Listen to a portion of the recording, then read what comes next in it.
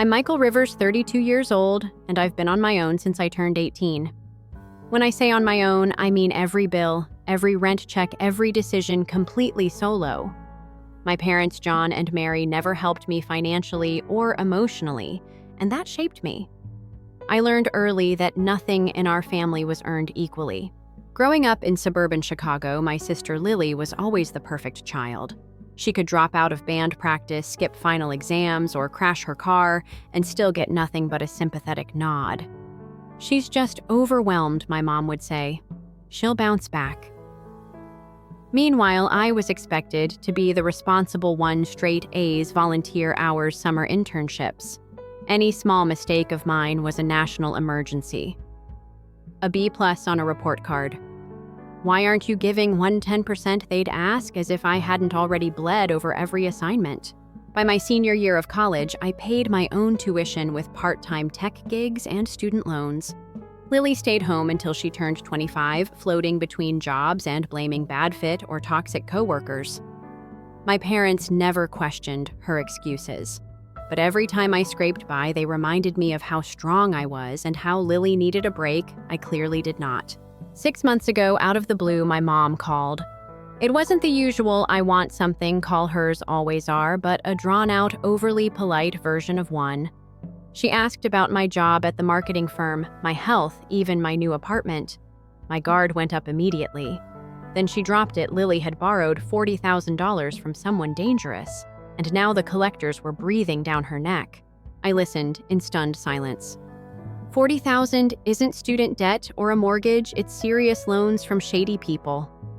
My mother's voice cracked with worry, as if she hoped tears would make me cave.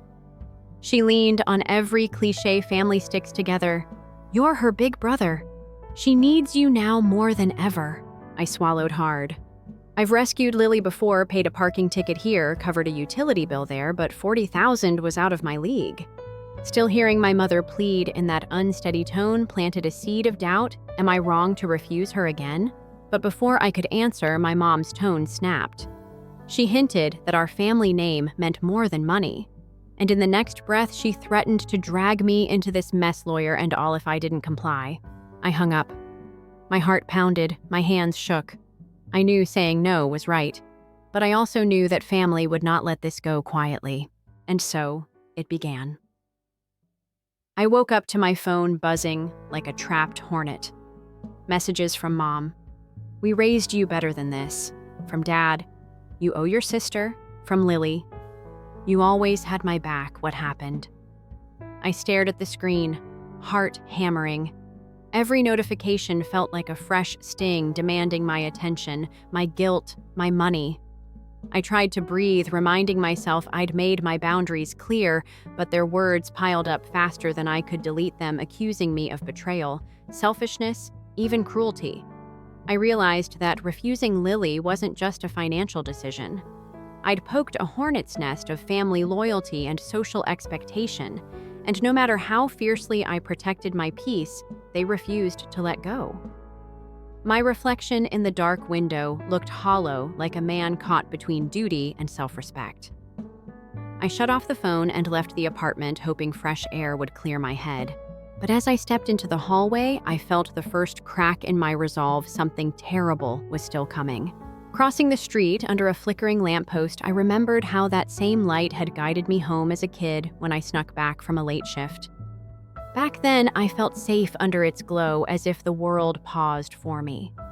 Tonight, it buzzed ominously, a broken promise of security. I pulled out my wallet, checked my bank card, and recalled the warning from the fraud department. Someone tried using forged documents to access my savings. My pulse spiked. Lily had enough nerve to drag shady lenders into my life. I dialed my bank's fraud line again, insisting on extra verification for every transaction.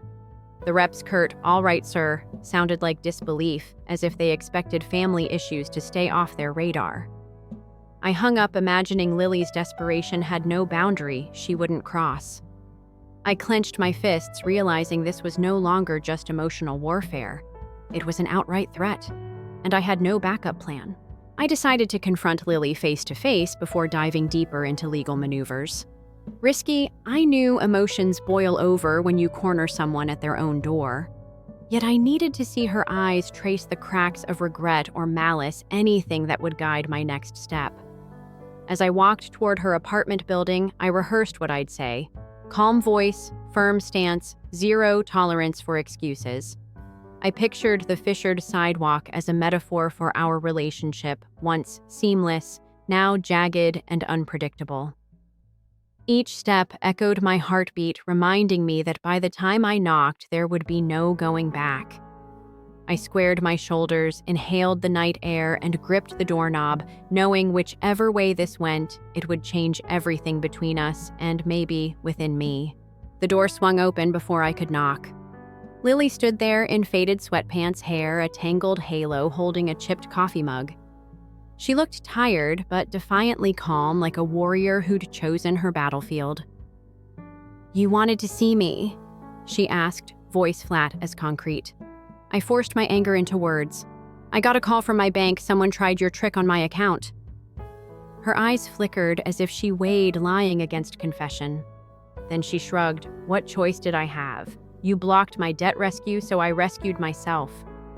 Her tone was casual, almost bored, as if our shared history meant nothing.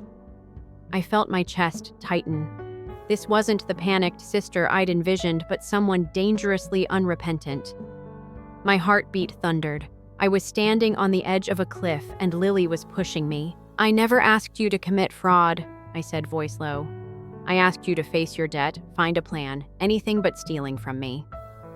She took a slow sip, eyes narrowing.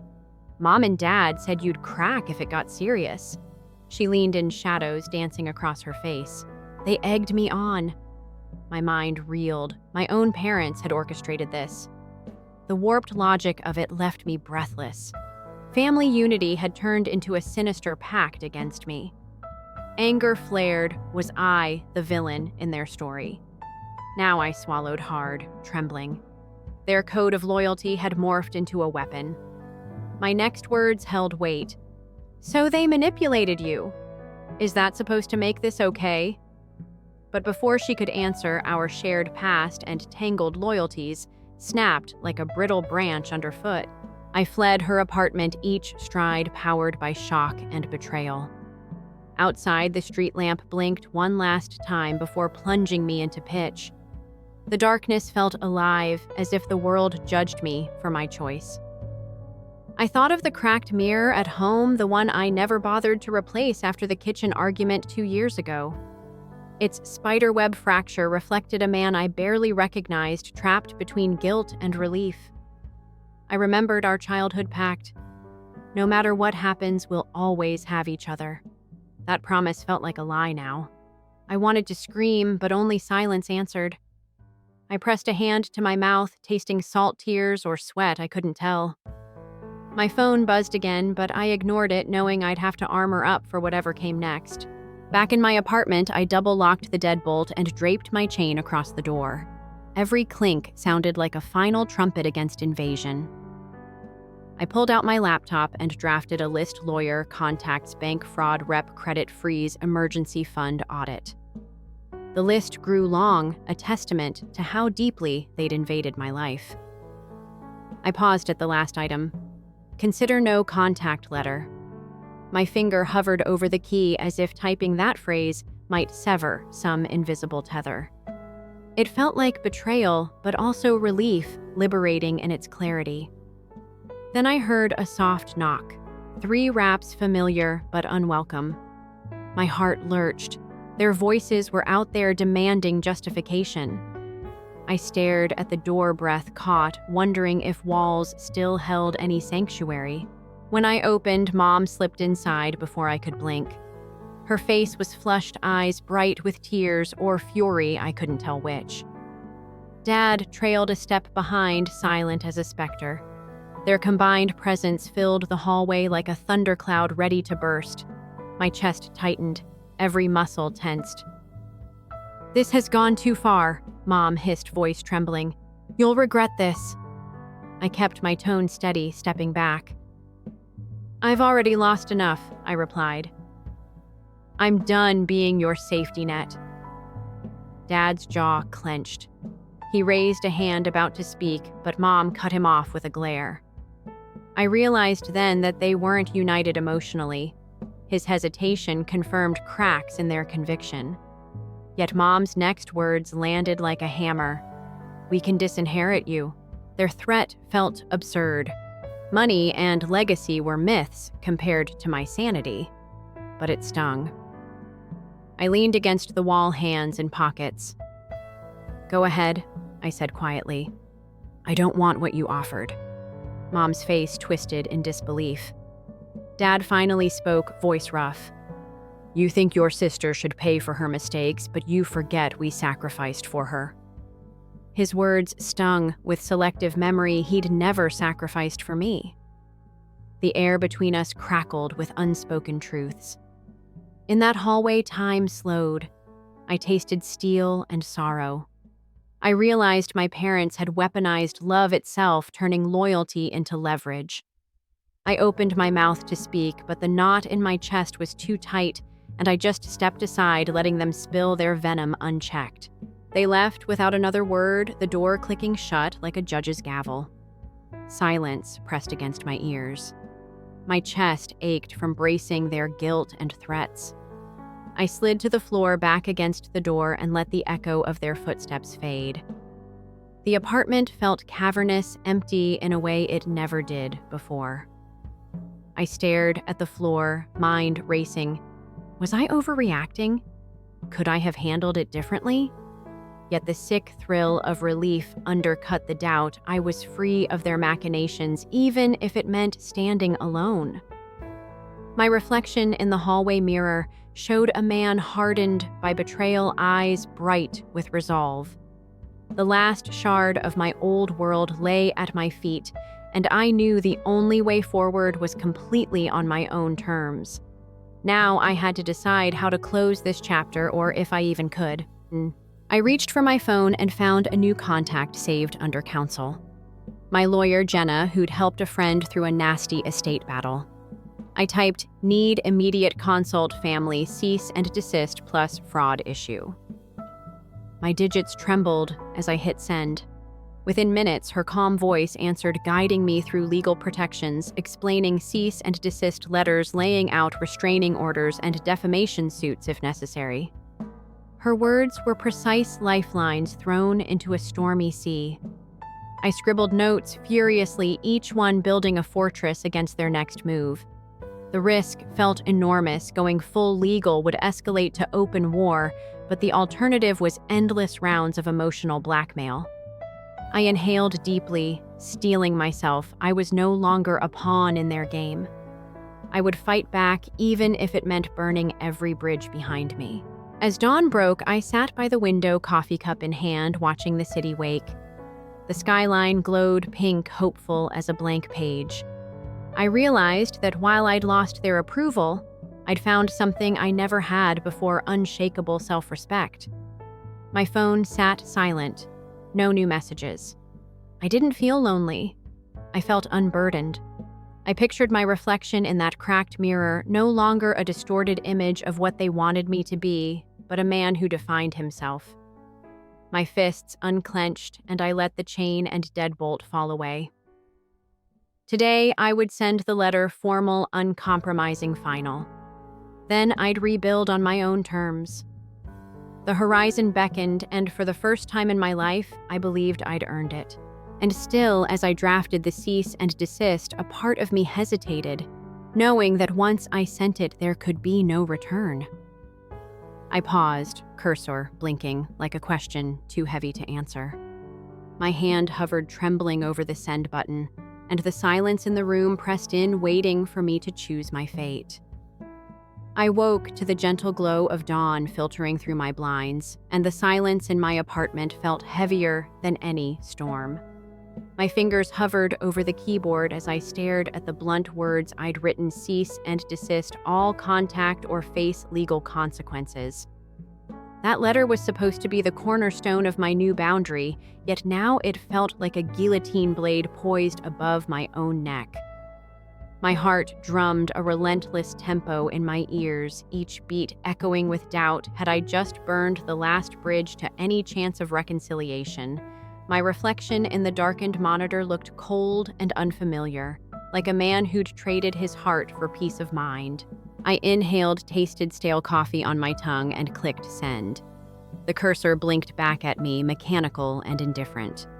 Seconds stretched into minutes until my inbox chimed with a new message, not from Mom's pleading or Dad's threats, but from an email I didn't recognize. The subject line read simply, "He's in danger." My pulse spiked as I opened it and scanned the single line of text. I can explain why Lily's debt is bigger than it seems. Meet me tonight. I stared at the message, a knot tightening in my gut, wondering if I could trust this stranger to have Lily's best interests at heart and what risk lay in agreeing to meet. I spent the afternoon wrestling with my conscience, the weight of that unknown invitation pressing on me like a physical force. Every fiber of my being screamed that I should ignore it. After all, setting boundaries meant no more surprise meetings, no more enabling drama. Yet I couldn't shake the image of Lily, cornered by men whose phones never stopped buzzing, their silhouettes looming in every shadow of my memory. My logical side warned me that this could be a trap, another manipulation orchestrated by my parents to draw me back into their chaos. But another part of me, the part that believed in justice over blind loyalty, whispered that maybe Lily had stumbled into trouble deeper than family debt. Maybe her life depended on me hearing this person out. By early evening, I'd made up my mind. I drafted a terse reply. Where then, hit send before second thoughts could freeze my fingers. The reply came almost instantly. Warehouse by the river, 8 p.m. Come alone. I stared at the address, heart pounding, knowing that stepping into that warehouse could ignite a fire I couldn't control. Night fell, and I drove toward the docks, the city lights reflecting off the dark water like a tapestry of broken promises. The warehouse loomed in silhouette, a skeletal shell of rusted metal and shattered windows like an old ghost refusing to stay buried. I parked under a flickering street lamp, its half-burnt bulb sputtering in the breeze, and tapped my phone for the umpteenth time. My palms were damp, throat dry as dust. I reminded myself that fear was a weakness I'd spent years conquering, but this was different. This was about Lily's safety. I pocketed my phone, flicked my car's headlights on and off as a makeshift signal, and stepped toward the building. Each footstep reverberated through the cracked pavement, the sound swallowed by the night. I knocked on a heavy steel door, my knuckles ringing like a warning bell. The door creaked open an inch, and a sliver of light spilled out before a rough hand flipped it wide. I hesitated on the threshold, wondering if I was walking into a rescue or a trap. Inside, the air was stale with rust and damp concrete. A single bare bulb hung from the ceiling, casting long, jittery shadows across the room. A man stood in the center, his profile half hidden in darkness. He was lean, mid-30s maybe, with eyes that glittered like chipped glass. He introduced himself as Marcus, Lily's friend from college, he said, though I'd never heard her mention him. His voice was low and urgent, echoing off the bare walls. He slid a manila folder across a rough table scarred by years of neglect. When I opened it, rows of documents detailed Lily's transactions loans, disguised as emergency grants offered by a local outfit calling themselves the Community Renewal Fund. They preyed on people like Lily, overworked, underpaid, with no safety net, and then morphed into ruthless collectors once the small print trapped you. Marcus's face was haunted as he explained how gentrification had pushed rent and bills sky high, forcing Lily into a corner. He slammed a fist on the table, rattling the papers. "They'll take everything you own," he warned. His words hit me like a punch. The real enemy wasn't just my family or Lily's reckless choices, but a system rigged to squeeze the vulnerable dry. I closed the folder, heart hammering, as Marcus leaned forward and whispered, "If you don't step in, she'll disappear." My first instinct was to refuse to echo the boundaries I'd set against my family's manipulation. But as I traced the fine print under the harsh bulb, feeling the weight of Lily's desperation, I realized I couldn't walk away. Decades of scrimping to survive had taught me the value of every hard-earned dollar, and I couldn't stand by while those dollars were stolen through predatory tactics. Besides, ignoring this wouldn't protect my own peace, it would haunt me. So I did something I thought I'd never do. I offered to help Marcus map out the fund's network so we could pressure them legally. He stared at me, disbelief and relief warring in his eyes. "You'll hack their database?" he asked, voice trembling. I nodded, recalling the late nights I'd spent poring over code, the adrenaline rush of bypassing firewalls. It was illegal, risky, and could expose me to the same forces I was already fighting.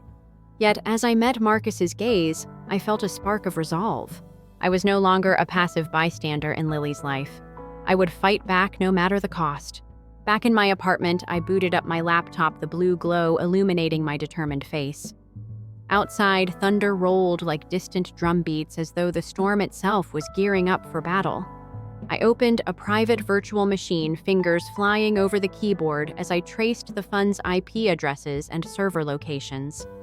Each line of code I wrote felt like a strike against the injustice that had gripped Lily and me for far too long. The digital walls began to crack under my assault. Login credentials surfaced internal memos, revealing how the so-called renewal fund lured struggling tenants with promises they never intended to fulfill. My pulse raced so fast I thought I'd hear it over the thunder. Yet, as I prepared to extract the final batch of incriminating evidence, a sudden chill ran down my spine. My screen flickered, the terminal cursor froze, and then a new command prompt blinked into view. "Leave now, or consequences will follow." My heart thundered in my ears. Someone inside the fund knew I was here, knew I was tearing down their facade. I hesitated, sweat beading on my forehead as the thunder outside pounded almost in time with my pounding pulse. I slammed the laptop shut and jacked it out of the power strip, every nerve screaming that I'd been exposed. The apartment felt suffocating, the shadows in the corners stretching toward me like hungry hands. I grabbed my jacket and keys and bolted for the door, the chain and deadbolt rattling behind me, echoing with finality. Rain began to patter against the windows as I reached my car, droplets spattering my windshield like shards of glass.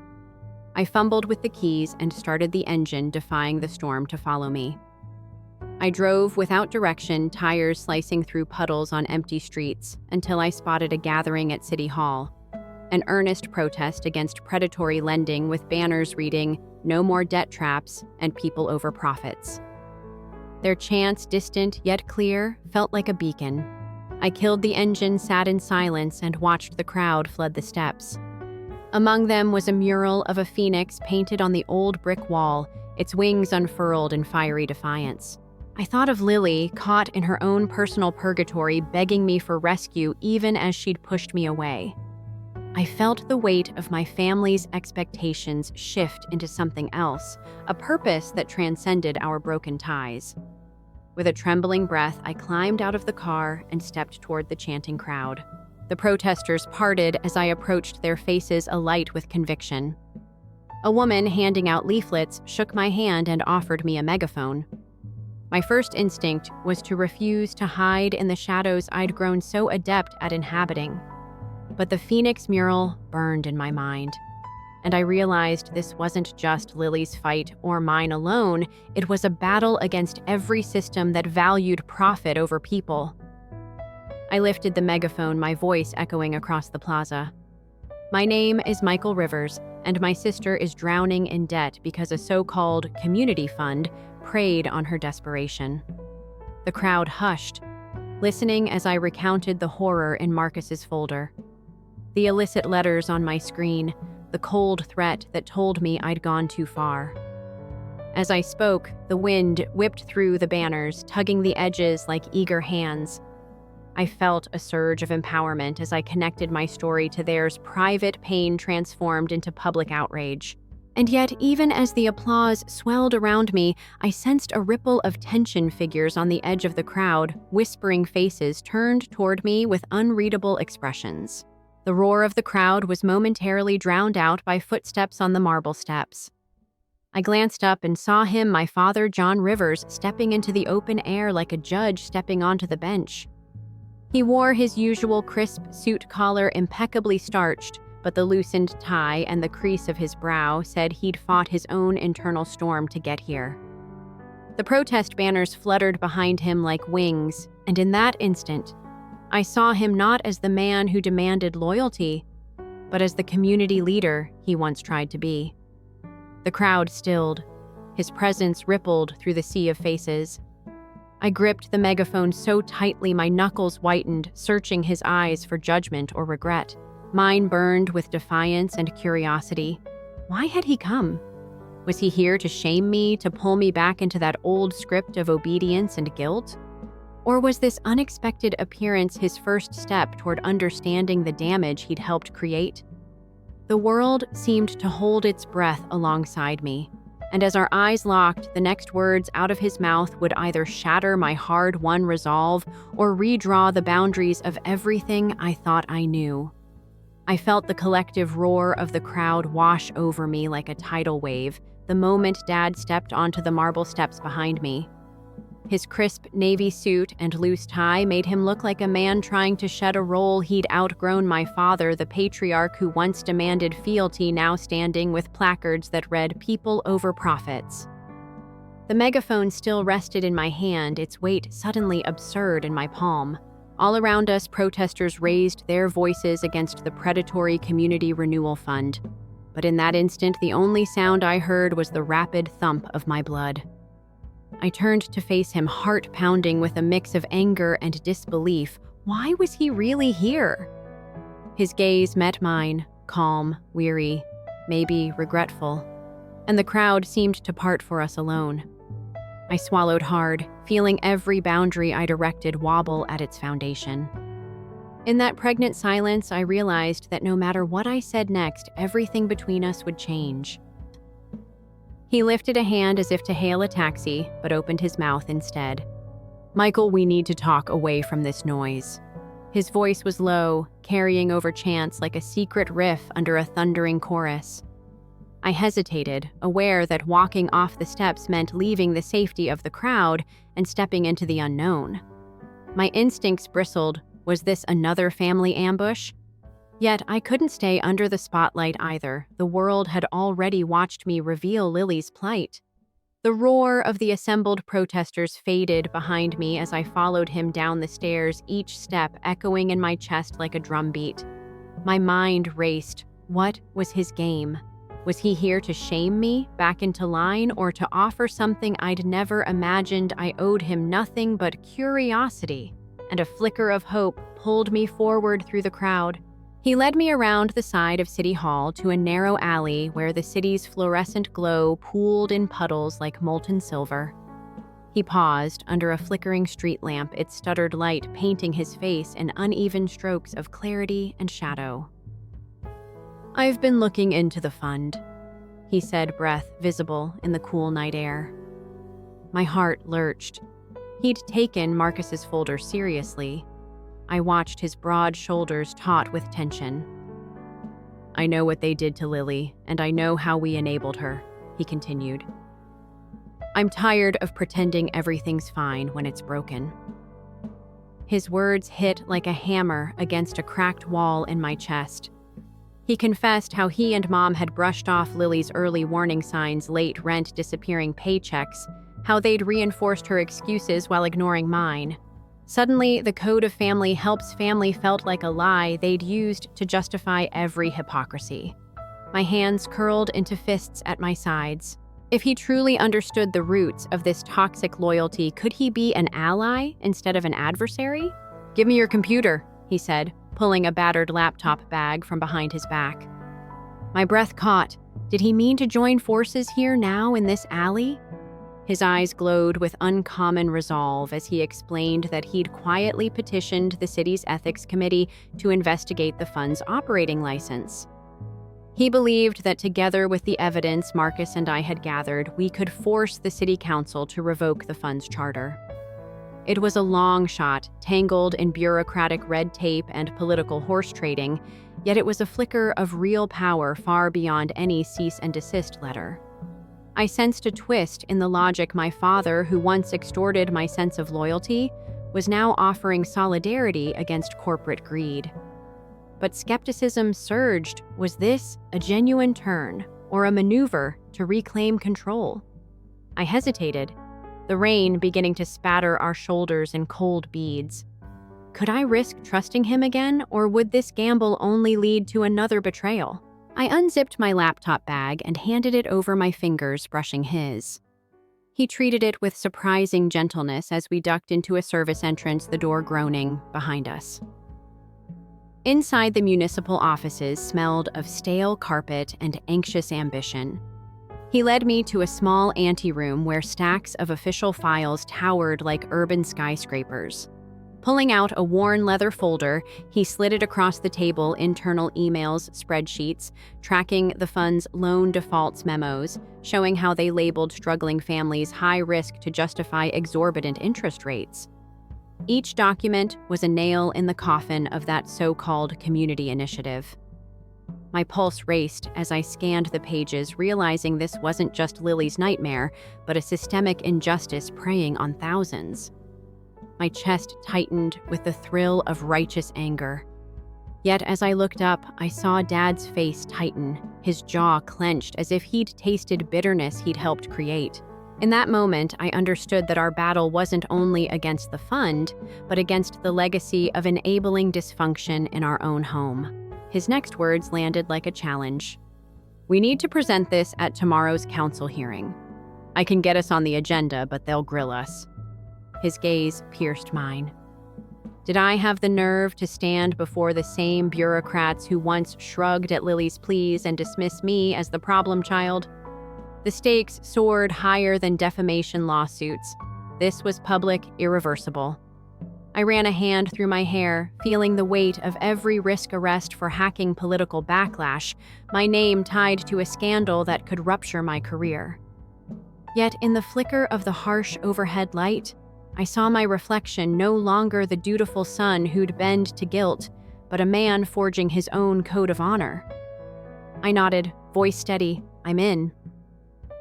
As we shook on it, the thunder outside rumbled like approval, and I wondered how far I was willing to go to rescue my sister and perhaps exorcise the ghosts of my own past. Leaving the office, we stepped back into the alley as the rain turned into a downpour, drenching us both in a baptism of cold droplets. The city's neon reflections danced on the wet pavement, a kaleidoscope of hope and warning. Dad paused, looking up at the jagged skyline, and murmured, "I'm sorry. Michael, truly sorry." His apology hung in the rain-slick night, fragile yet profound. I searched his face for the father I wanted, not the one I'd known. The wind lifted a tattered flyer from the alley floor, a portrait of a phoenix rising much like the mural at City Hall, and it fluttered around our feet before dissolving into the gutter. The symbolism struck me like a shard of truth. Out of the ashes of our family's mistakes, we might yet rise. But could a phoenix emerge whole if its wings bore the scars of betrayal? I folded the flyer into my pocket, heart hammering with both dread and determination, as I realized that tomorrow's hearing would decide more than Lily's freedom. It would test whether I could ever truly forgive the man beside me. I woke before sunrise. The sky outside still inky with promise and dread. My hands shook as I poured coffee into a chipped mug, the steam twisting into ghosts of every choice that led me here. In the mirror above the kitchen sink, I studied my own reflection. Dark circles under tired eyes, jaw set like steel. I remembered Mom's tears, Lily's shrug, Dad's uneasy silence in that alley. All of it had led to tomorrow's hearing before the city council. My apartment felt smaller than ever, every shadow reminding me of the predatory community renewal fund and the nights I spent hacking into their servers. Today wasn't just about Lily's debt. It was about exposing a system that preyed on desperation. I sipped the coffee, cold and bitter, and whispered beneath my breath, "I can do this." But as the street lamps flicker outside synchronized with my racing heartbeat, I realized I wasn't sure who I'd be when I stepped into that chamber hero villain or something darker. The council chamber loomed like a mausoleum of power, its marble floors echoing every footstep. I arrived early, laptop bag heavy at my side, and saw Dad already there, his face a mask of determination mixed with vulnerability I'd never seen before. He offered me a brief nod, as though we were co-conspirators rather than estranged family. Behind the dais, council members conferred behind raised brows, their nameplates gleaming under harsh spotlights. The public gallery filled with struggling tenants clutching protest signs, their eyes hopeful but wary. Lily sat near the back, shoulders hunched, staring at me with equal parts fear and relief. Our gazes met, and in that moment I felt the full weight of responsibility. I was her protector now, but also her public advocate. If I stumbled, she'd be left in deeper peril, and if I succeeded, we might both find a way out of the ruin. When the clerk called my name, my legs threatened to give out. I stepped forward, the polished wood of the witness stand cold beneath my fingertips. I cleared my throat and began. "My name is Michael Rivers. I'm here because my sister Lily fell into a debt trap disguised as a community help program." My voice echoed in the vast chamber. I detailed the fund's tactics: initial low-interest promises, hidden fees, spiraling penalties. I paused to let the murmurs swell, then revealed the digital evidence, hacked internal memos showing how the fund targeted vulnerable renters, how dossiers were kept on every defaulting family. The council members leaned in, pens poised over notebooks. But then Councilman Graves, the fund's champion, interjected, "You're a hacker, Mr. Rivers. How can we trust your so-called evidence?" His smile was sharp, dismissive. The next minutes unraveled in a blur. He questioned my motives, attacked my character as self-serving while the audience exchanged anxious glances. My heart pounded. If I lost credibility here, Lily's fate would be sealed. Just as Graves prepared to move on, Lily stood abruptly in the public gallery. Her voice trembled but carried like a bell. "I can corroborate his evidence. I have the original emails showing their threats." Murmurs rippled through the room as she strode down the aisle, laptop in hand. She tapped the screen and emailed the unaltered documents to every council member's tablet. The chamber erupted. Flashes of outrage and fascination crossed their faces. Graves sputtered, his facade cracking. The clerk hurried to acknowledge the unexpected evidence. Lily's boldness stunned me. She'd been our cause, but now she was our champion. Yet in the chaos, Dad's face went ashen. He caught Graves's eye and paled. My chest tightened as I realized the possibility that my father had deeper ties to this fund than he'd confessed. Moments later, Dad broke in, voice heavy. I helped establish the fund 5 years ago." Gasps ricocheted around the chamber. Graves's smirk twisted into panic as Dad continued. "Our intent was noble job training, affordable loans. But we lost control when private contractors turned it into a profit machine." My mind reeled. The man who'd stood with me in the alley was confessing to co-creating Lily's nightmare. Council members buzzed, pressing him for details. He admitted to resigning months ago in shame, but the damage was done. The fund's charter was tainted at its core, and Lily's case was now emblematic of systemic failure. I felt the room spin. Betrayal and relief tangled like steel in my gut. I'd gained the evidence I needed, but at the cost of exposing my father's reputation and reopening every wound between us. The council chair, a stern woman with silver hair, called for order. She announced an emergency review of the fund's license and a temporary hold on all its loans. A cheer rose from the tenant advocates. Lily wept with relief. I exhaled, the tension seeping out of my shoulders. But Graves, furious, stammered that this hearing was invalid, threatening legal action against anyone who defamed the fund. Dad squared his shoulders and offered to testify further, risking perjury charges to rescue Lily. I watched him torn the same man who once wielded guilt now stood ready to sacrifice himself. In that moment, I recognized the complexity of justice victory often demands collateral sacrifices. The hearing adjourned for recess, and the council members filed out whispering about investigations and subpoenas. We stepped into the hallway, bright fluorescent lights illuminating every face. Tenant advocates surrounded us offering congratulations. Lily slipped her hand into mine, her grip trembling with gratitude. Dad hung back, shoulders slumped, as he fielded questions from reporters. I felt a bubbling pride, yet a twinge of sorrow for the father who'd engineered the fund's downfall. Lily leaned close. "Thank you."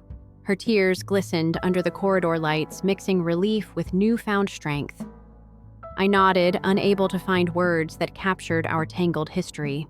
Behind me, footsteps approached, Mom's sharp heels clicking against the tile. She blocked our path, eyes hard.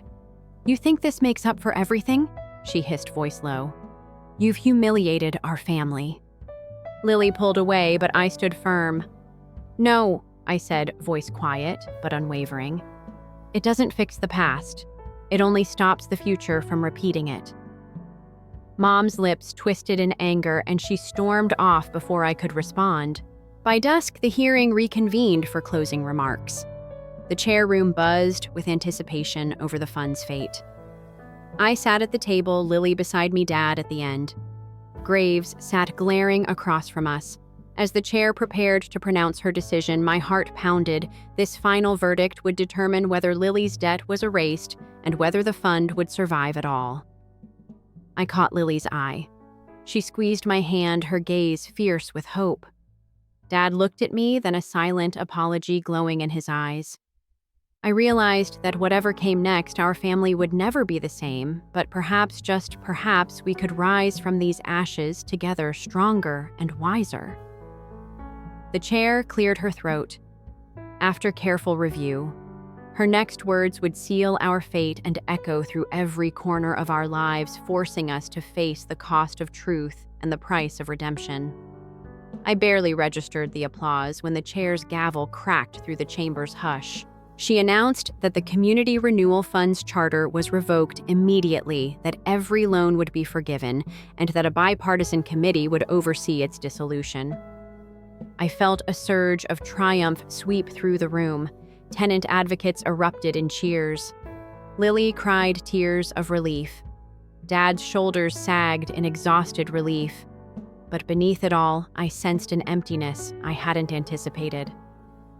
The fight we'd waged, the hacking at midnight, the family betrayals, the public confessions, they had all led to this moment, and yet the ledger's zeros on Lily's debt felt like a hollow victory if I had no purpose beyond dismantling the fund.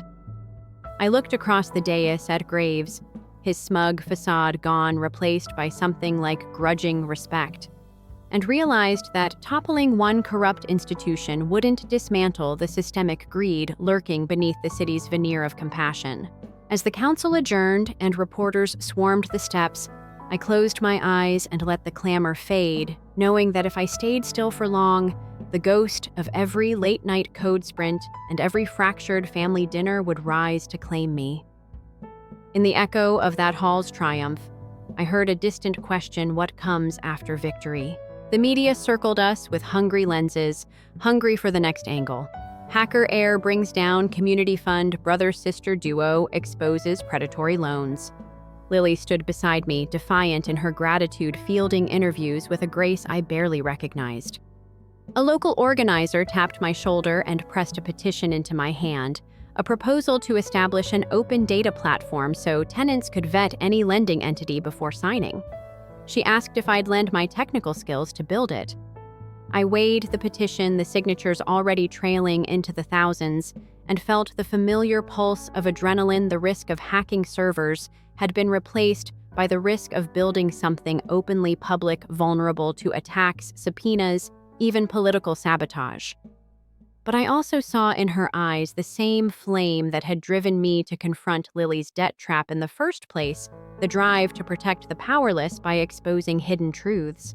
I glanced at Lily's determined profile, at Dad shepherding witnesses toward the exit, and knew that refusing this invitation would leave me rudderless once again. And yet diving into a new battleground could mean burning the last bridges to the life I'd started to rebuild. Standing on the council steps, petition in hand, I realized that every choice carried its own price, yet the real question was whether I had the courage to pay it.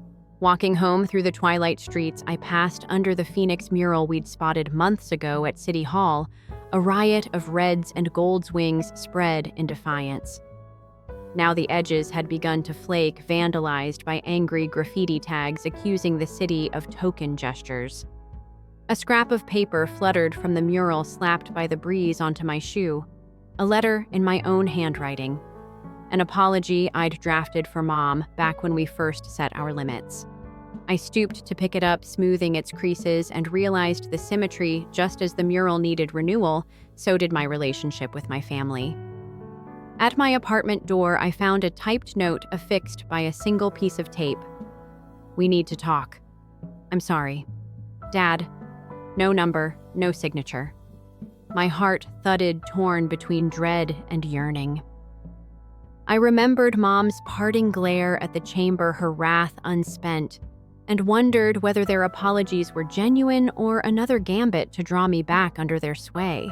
I crumpled the letter in my fist, feeling the paper's thinness like skin stretched too tight, and asked myself, could I trust his words when my walls had been breached so many times before? I needed clarity, so I took Dad's note to the neighborhood community center where Lily had volunteered since the hearing. Inside rows of folding chairs faced a whiteboard scrawled with schedules for financial workshops, tenant rights seminars, and coding classes. Lily sat at a folding table sorting through pamphlets, her face lighting up when she saw me. She greeted me with a hug that nearly knocked the wind out of me, and we slipped into an empty room painted in soft pastels. She talked fast, eyes shining about her vision, peer-led support groups, a hotline for tenants under threat, and a digital dashboard to flag predatory practices. Then she paused and looked at me as if weighing my reaction. "I want you on the tech team," she said quietly. "I can't do this without you." My throat tightened. I'd shut her out, defended my boundaries, torn the family into pieces. Was this her moment of repayment, or another setup for disappointment? But as I watched the murals of phoenixes painted by local kids' wings rising from rubble, I felt a shift in my chest. Lily wasn't asking for bailing out cash this time. She was offering collaboration towards something bigger than both of us. I swallowed hard, realizing that working with her could heal the fracture in my own heart. "I'm in," I said, voice rough but resolute, as the empty room seemed to watch us lean into a fragile reunion. The next days blurred into a whirlwind of code sprints and community meetings. We built the platform's backbone, a transparent ledger of every loan program in the city, cross-referenced with user-submitted reviews and legal notices. But as we neared the launch date, trouble surfaced. Several nonprofit partners pulled out, suddenly citing funding complications. Lily discovered that Mom's consulting firm had quietly advised those nonprofits to sever ties until liability concerns passed. The announcement came via a terse email: "Apologies, project delayed indefinitely." I stared at the screen, fury and betrayal flaring through me. Lily's eyes welled with tears of frustration and fear. This was her dream, her redemption arc, and now the same corporate interests that had exploited her were sabotaging her comeback. For a heartbeat, I felt the old dread, powerless to protect the ones I loved. Then a cold clarity washed over me. I'd fought the fund's shadow, but I hadn't taken on the larger network of influence that upheld it. If I wanted to shield Lily's future, I'd have to expose Mom's complicity in this new sabotage. My fingers trembled as I drafted an email to the city's ethics commission attaching the consulting records. Lily's gasp as she read it echoed in my bones. We had crossed a line from community activism into a private crusade against my own mother, and the fallout could shatter the fragile trust we'd just begun to rebuild. That evening, we walked to Mom's consultancy office, a gleaming glass tower with her name etched in brushed steel. Its lobby smelled of polished marble and ambition. As we rode the elevator, the walls closed in like a courtroom awaiting judgment. Mom was waiting in her office, arms crossed, expression unreadable. "I heard you went public," she said, voice tight. "This isn't just professional, it's personal." Her gaze flicked to Lily, who stood beside me, chin lifted in defiance. "You sabotaged my friend's confidence in this project," Lily said, voice trembling but unyielding. Mom's lips twisted. "I was protecting my business reputation and our family's stability." I felt anger bloom for years. She'd demanded my loyalty when it served her, but abandoned my sister's welfare whenever profit was at stake. I stepped forward. "Those nonprofits pulled out because you told them to," I said, voice low but steady. "You just can't handle losing control." The office lights flickered as though the building itself shuddered at our words. Mom's face paled, her carefully maintained veneer cracking under the weight of our accusations. Yet before she could respond, Lily said softly, "If you won't help, step aside." I felt a tremor of triumph and sorrow as we turned and walked out, leaving her standing among her silent monitors. The elevator doors closed behind us with a final clang, plunging us into dimness, and the knowledge that the next step might sever our last strands of family altogether. Days later, sunlight streamed through the window of our makeshift command center at the community center. We'd relaunched the platform using open-source servers and grassroots funding, bypassing the nonprofits that had faltered. Tenants began submitting alerts, hidden fees, predatory clauses, phone recordings of harassment. The dashboard lit up like a constellation of resistance mapping injustice in real time. Lily and I sat side by side watching the data flow, each new report a testament to lives spared by transparency. A reporter from the local paper knocked on the door, eager for a story on the platform's grassroots success. As I signed off on her quote, Lily nudged me and pointed to her phone, a message from our father. "I'm proud of you both. Come home." My chest tightened. We'd made him choose between his daughter and his corporate alliances, and he'd chosen to bridge the divide. Yet every step toward reconciliation felt laced with uncertainty. Would he support us or retreat when the next storm hit? I glanced at Lily, whose smile was radiant but cautious. In that moment, I realized that family could be rebuilt, but it required vigilance, just like the platform we'd built. Trust wasn't a one-time gavel strike. It was a daily reconstruction of broken promises. 6 months later, I stood beneath the Phoenix mural, now restored by community volunteers, its wings brighter than ever. The city had designated it a symbol of collective resilience, a canvas for annual art events celebrating tenant rights. I traced the gold plumage with my eyes, memories flooding me. The alienation of my teenage years, the sleepless nights of code, the courtroom's hush, Mom's betrayal, Dad's redemption, Lily's courage. I felt the mural's heat as if embers still glowed beneath the painted feathers. My phone buzzed. An alert on our platform flagged a new incident, a family threatened with eviction over a clerical error. I exhaled, heart thudding with purpose rather than fear. I opened the app and began drafting an advocacy response, fingers moving instinctively across the screen. Behind me, Lily joined my side, her presence a steady warmth. We didn't need words. Our silence spoke of solidarity forged in conflict and renewed in action. The mural's phoenix seemed to watch us, its wings poised for flight. And as dusk's first stars winked into view, I understood that our story was still unfolding, that victory was never final, but a call to rise again, renewed and unwavering. In that shared glance with Lily, I felt the promise of every tomorrow, that even from the ashes of our past, we could build a future that soared. Story 2. At my sister's wedding, I was told to sit against the far wall. "Those seats are for actual family," the coordinator whispered. My mother, Linda, barely glanced up from her phone. "Just don't make a scene," she muttered, folding her arms. So I rose from my borrowed black blazer and made my way past polished oak floors to a row of stiff chairs with no tablecloth, no centerpieces, just plain folding seats under a harsh sconce. I counted 4 and chose the middle one. My name is Evelyn Harper. I'm 32, and I've spent half my adult life smoothing over family drama. Today was supposed to be different. Today was Sophia's day. Her dream wedding, the perfect white and emerald fantasy she'd planned since childhood. I saved for months 2 raises and a cash bonus almost $6,000 in a crisp envelope. I breezed through every awkward greeting, every exaggerated hug from distant cousins, told myself this was love sacrifice, the bond of sisters. But sitting there felt like punishment. I wanted to say something. I stared at the scalloped edge of my invitation where I'd practiced her new last name in gold ink, but the knot in my throat wouldn't loosen. I took out my phone and sent a quick text to my best friend Marisol.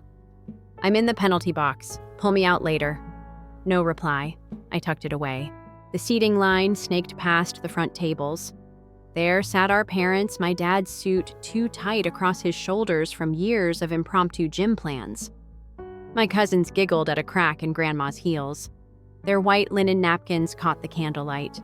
Through the archway, I could just see Sophia radiant in lace, accepting kisses on the cheek from her new in-laws. The band tuned their strings overhead. I pictured slipping quietly past my mother, placing my envelope at the gift table like I'd practiced. But something in me snapped. I stood, dusted off my skirt, and walked toward the pile of wrapped boxes and satin pouches. I recognized my own ivory with a satin ribbon curled into a perfect bow. I waited until the coordinator turned, then reached inside, plucked out my envelope, and peeled the seal. Inside was the check, $6,200. 3 months of freelance edits counted and saved. My chest fluttered with heat. I folded it carefully, slipped it into my jacket pocket, then drew out a single crisp bill. A $10 note would have felt meaningless. Instead, I smoothed a lone $1 bill, blue-green and crisp, into the empty envelope, sealed it with a quick, precise fold. I walked back past my mother, who watched me from behind mirrored sunglasses. Her lips curled. I knelt by Sophia's maid of honor, my childhood friend Jenna, who opened her eyes wide. "Don't worry," I said softly, meeting my sister's eyes across the room. "I won't be part of this." The words slipped out before thought. Calm, quiet, final. My exit was slower than I planned. The heavy double doors led to a silent corridor lined with portraits of ancestors whose names I barely knew. I slid past the catering carts, ignoring the concerned glances of servers in crisp black vests. My breath came in shallow drafts. Behind me, I heard a chair scrape, then footsteps. 10 minutes before Sophia had whispered to her circle, "I want Evelyn close. I know she'll come through." They'd laughed and raised glasses.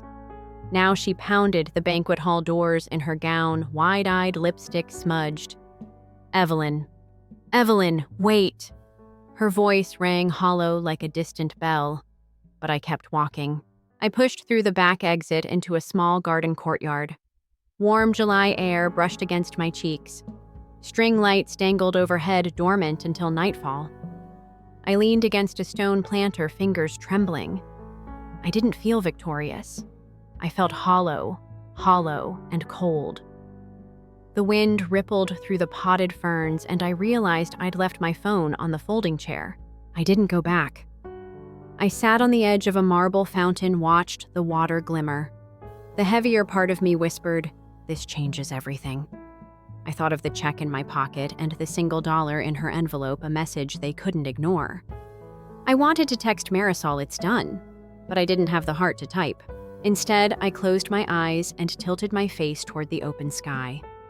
I pictured 3 days of silence, of them spinning stories of friends whispering over champagne flutes. I felt the faint ache of betrayal, but also the first spark of something else, relief.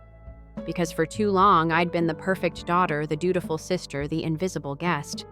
Today, I claimed a piece of myself. A soft footstep behind me made me jump. Sophia stood there, veil undone, petals scattering at her feet. Her eyes shone with tears and something darker. Why, she echoed, voice cracking. I didn't answer. I shook my head as if to clear the memories of all the times she had sidelined me. Because, Sophia, I said, voice steady, you've had every chance. I stood, buttoned my jacket, and turned away. I didn't look back at her broken silhouette in white. I didn't want her pity or her anger. I wanted the quiet. I walked toward the street lamp at the far end of the courtyard steps, echoing on the cobblestones. That single lamp cast a long shadow, and in that shadow, I felt myself step out of their story. I felt my own story begin. After the wedding, I returned to my tiny apartment and sank onto the edge of my unmade bed, the silence pressing in so hard I could almost taste it. My reflection in the window showed hollow eyes, but a set jaw I barely recognized, like someone slapped me awake. I replayed every moment, the hush of the banquet hall doors, Sophia in her lace gown sprinting behind me, the way I tucked a single dollar into that envelope as a quiet declaration. A few beads of water from the courtyard fountain lingered on my jacket sleeve, and I pressed my fingertips against them, feeling their coolness seep into my skin. Water finds its way around obstacles, carving new paths without apology. That's what I needed to do, now reshape my life, not wait for permission. My phone lay face down on the nightstand, buzzing every few minutes with messages I refused to read. Part of me wondered if I was being dramatic, if maybe I'd gone too far. But then I thought of every time they'd treated me like a backup plan, segregated to a corner seat at Thanksgiving, asked to cover hospital bills without so much as a thank you. This wasn't revenge, it was self-preservation. I stood and paced the room, the single overhead bulb casting long shadows across the peeling wallpaper. My heart pounded not with fear, but with a fierce hope that I could claim my own story. Then just as I reached for my laptop, the screen flashed an unknown number. I froze, finger hovering. Would I answer? The next morning, I showed up at the cafe where I freelanced for a national magazine, carrying my laptop and a resolve as brittle as the croissant I nibbled on. I'd booked the corner table where light pooled over every keystroke, a small ritual that reminded me I was still Emily Harper, professional writer, not just Sophia's sister. My editor, Raj, slid into the seat opposite, concern crinkling his brow. You okay? You've been MIA since Friday. I forced a smile and sipped my espresso, its bitterness grounding me. I told him I had writer's block. He nodded, leaning back, then said, "Sometimes the best drafts come from the fiercest emotions." That line struck a chord deep in my chest, anger, hurt, defiance, all waiting to be spilled onto the page. I cracked open a new document and let my fingers fly, each word a rivet, reassembling my fractured sense of self. Around me, customers came and went, lost in laptops and lattes, their murmurs a reminder that life kept moving whether I participated or not. Then my phone buzzed with the same unknown number again. I hesitated, then texted, "Who is this?" Seconds later, a reply. "It's Dad. Can we talk?" My chest tightened. After everything, after the dollar, the exit, the silence. Why now? My heart raced with the risk of reopening old wounds. I typed back, "What do you want?" and hit send the question, hanging in the morning air. That afternoon, I stepped into a community center for a writing workshop called Voices Unheard, hoping to shape my raw draft into something coherent. The room smelled of chalk dust and stale coffee, and a dozen strangers circled around an easel with a single wilted rose pinned to its top. The facilitator spoke about symbolism in storytelling, how a broken rose could represent love that once bloomed but now lies shattered. I glanced at the petals, brittle and brown, and felt a lump in my throat. My own rose had been thrown aside at a wedding, theirs suffocated in a vase. My turn came, and I read an excerpt about the dollar in the envelope, about sitting in the back row and feeling invisible. When I finished, silence stretched until a middle-aged woman with kind eyes murmured, "Your honesty makes room for others." I nodded, tears prickling my eyes. Outside, I spotted a familiar figure in the hallway, Mom holding a single white bloom, her face pale. My breath caught. She'd tracked me here to my safe space, to the place I'd dared to reclaim my voice. I stuffed my draft into my bag, surprised by how quickly my hands trembled. The facilitator cleared his throat, but I didn't hear him. All I heard was Mom's soft footsteps drawing nearer. Could I stand my ground if she marched in and demanded my forgiveness? That evening, back in my apartment, I hovered over the publish button on my personal blog. My living room was dim, the only light coming from the screen that displayed the title, "The Seat by the Wall."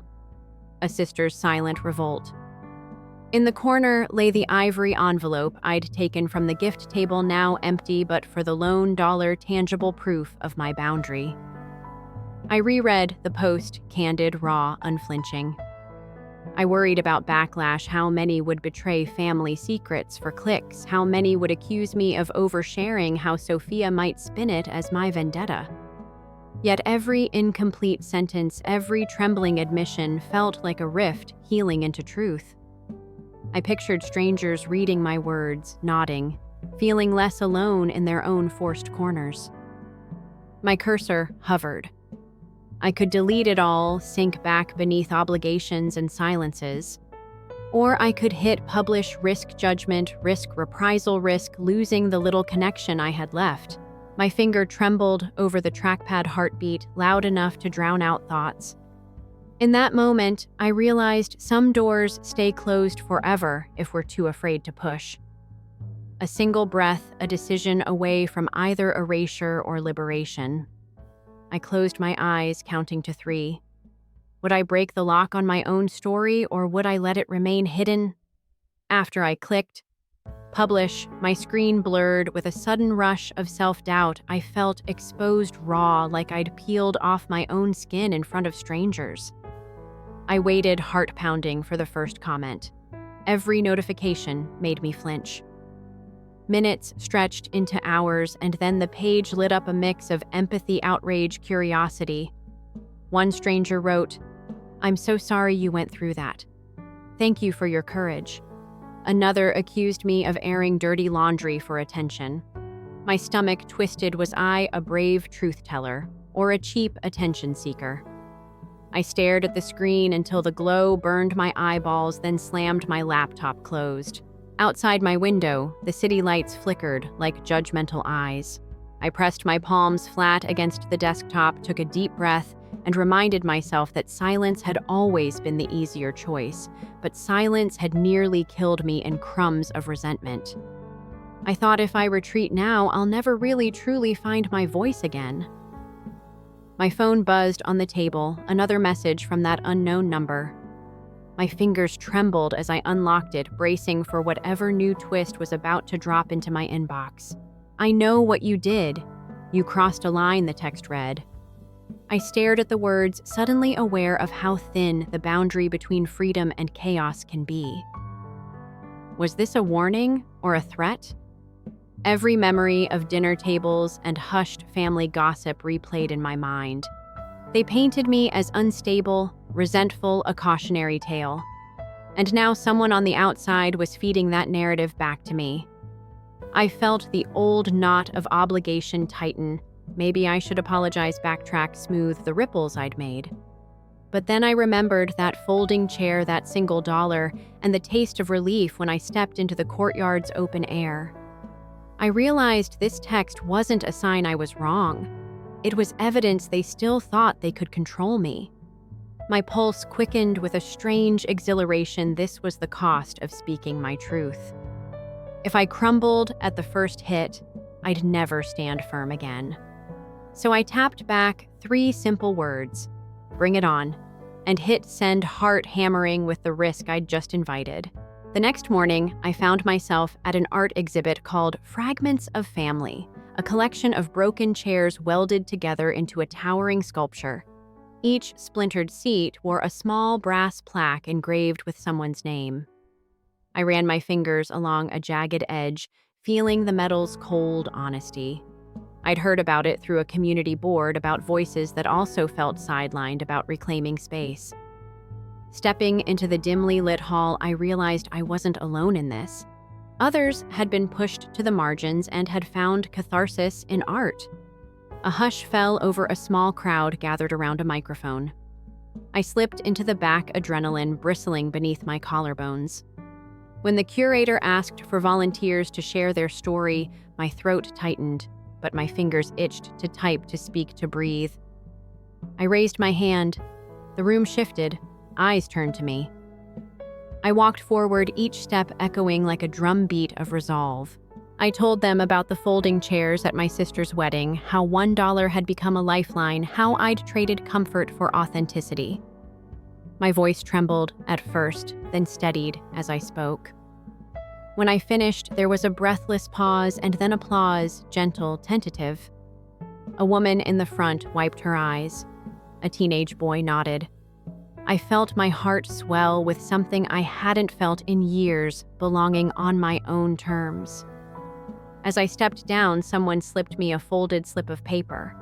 I unfolded it to find 2 words scrawled in careful script: "Your sister."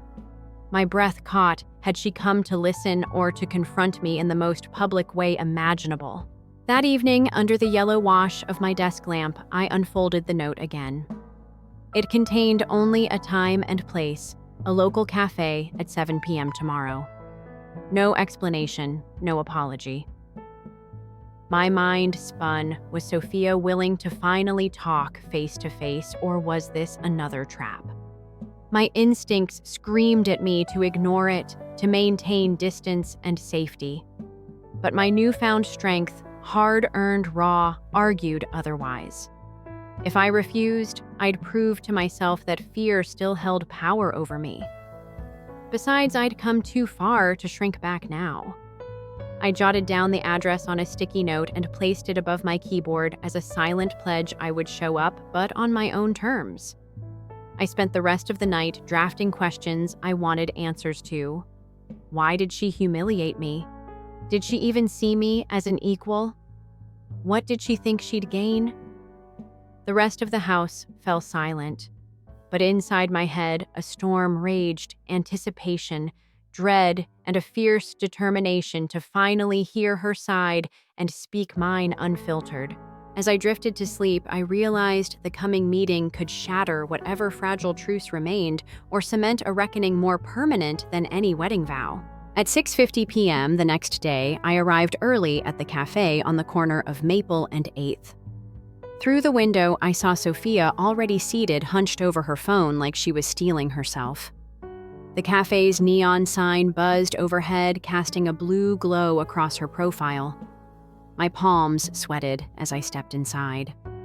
The bell above the door jingled, and she looked up, eyes widening in a flicker of vulnerability I hadn't witnessed since childhood. I slid into the seat opposite, careful to keep my expression neutral. The waitress handed us menus without a word. I ordered black tea. Sophia asked for water. We sat, a chasm of unspoken history between us. Finally, she exhaled a slow surrender. "Thank you for coming," she said, voice softer than I expected. My chest tightened. This was the moment that could redefine everything. I reached across the table, not to embrace her, but to meet her gaze. "Let's start with honesty," I murmured. She nodded, trembling, as if the weight of our past pressed on her shoulders. I realized then the real risk wasn't in my words, it was in giving her the chance to speak hers. And so I leaned forward, bracing for the revelation that could either heal or fracture us forever. By the time Sophia and I finally found our words at that corner table, aroma of espresso, clink of spoons against ceramic. The air between us felt both fragile and taut, like a soap bubble ready to burst. She stared at her water glass fingers, tracing circles on its surface, as if she could dial up courage through condensation. I watched her, wondering how much of our shared history lay waiting in those silent ripples. "I never meant to hurt you like that," she began, voice low. "I thought keeping you in the back would make everything easier for everyone." Her confession tumbled out between sobs and sniffles, our mothers whispering behind her back. Grandma's side smiles at my thrift store purse, the unspoken caste system drawn by old money cousins. She'd bought into it, tried to prove herself worthy by excluding me. All the while, she convinced herself it was mercy, spare me the spotlight, spare the drama. I felt a twinge of empathy, as if I'd glimpsed her tangled motives protect the illusion of perfection. But then her eyes flicked up, wild and desperate. I needed that money, Evie. I thought you'd understand. And in that moment, I realized she hadn't just been dismissing me at the wedding, she'd been reducing me to a wallet, a resource. I leaned forward, tone calm, but unyielding. I do understand needing help, but you never asked. You instructed. You hid behind people's assumptions instead of trusting me enough to speak. Her face drained open, the betrayal echoed back in her eyes. The truth hung between us like a cracked mirror, imperfect, jagged, impossible to ignore. She swallowed hard, then nodded. I see that now, she said. And as the cafe's fluorescent lights hummed overhead, I knew this moment could either heal or reopen wounds deeper than either of us wanted to touch. We sat in that rattling cafe long past, closing the chairs pushed askew as baristas wiped down counters and locked front doors. In the half-light, Sophia told me about her fears that everyone expected her to live up to our parents' image of success, that she'd spent her 20s chasing a narrative she never chose. She confessed she'd felt invisible until she stood in front of an audience she'd equated my sidelining with love, reasoning that I'd be relieved of family burdens. Her logic twisted me into the villain of her story, the obstacle to her perfect day. And yet, as she spoke, I saw her pain mirrored in the cracked tiles beneath our feet. Family, she realized, had become a social currency, one we both traded without consent. I don't want us to be defined by that wedding, she whispered, voice shaking as sunlight flickered through the blinds. I studied her face, torn between wanting to pull her close and needing to step back. The rose on the table, once a hopeful bud, had wilted petals curling at the edges. It struck me as a symbol. We could let this wither, or we could plant new seeds. I reached out, brushed the rose with my fingertips. Change starts with honesty, I said softly, but it also requires boundaries. Her lips quivered. What boundaries, she asked, voice so small I almost cried. And in that moment, I had to choose, reaffirm old patterns or carve a new path, even if it left her behind. The words caught in my throat, and the cafe's neon closed sign buzzed like a judge's gavel, demanding my verdict. I left the cafe under a sky streaked with midnight blue, the city's hum softer somehow, as though I carried my decision in my pocket. My heels clicked along cracked pavement, echoing off graffiti-splashed walls that read, "Own your story." I paused, tracing the bold letters with my gaze, feeling a jolt of recognition. My story fractured as it had finally slipped free from everyone else's grasp. Each breath felt lighter with reclaiming each beat.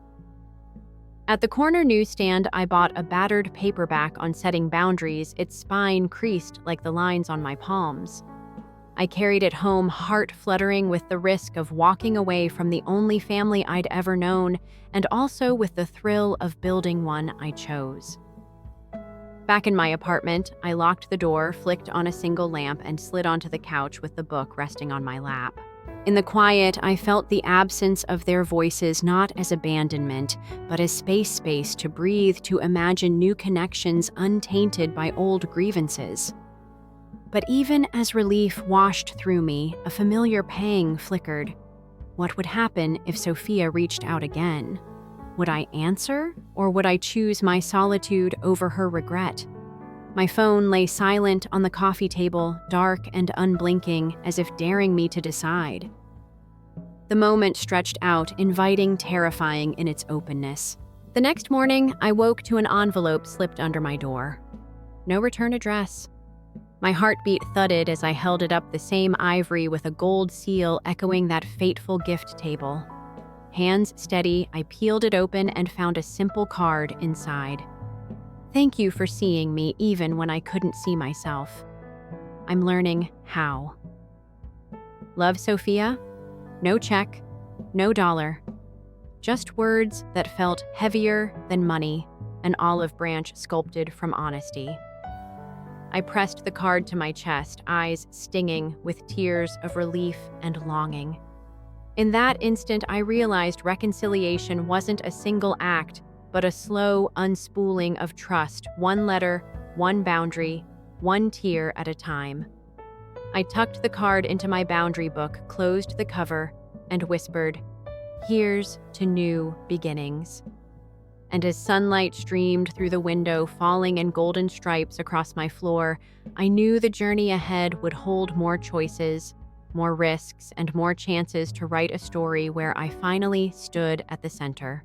But for now, all I had to do was breathe and let the next chapter unfold.